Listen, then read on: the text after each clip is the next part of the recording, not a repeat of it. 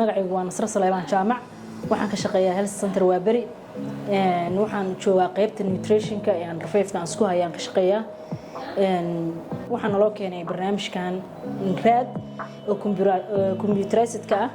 ayaan naloo keenay muddo lagu yidana waan ku shaqeynaynaa waxa aan dareennay fudeed badan marka laga yimaado qoristii buuga iyo aan ku shaqeyn jirnay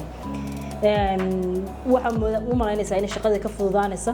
waxaad u malaynaysaa shaqadii inay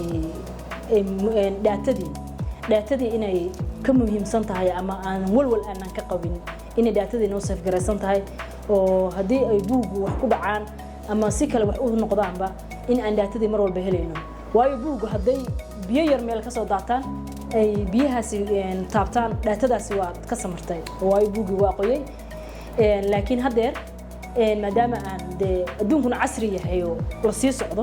aad iyo aad aan u faraxsanahay barnaamijka raad waa soo dhaweynaynaa faa'iidooyin badanna oo ku haynaa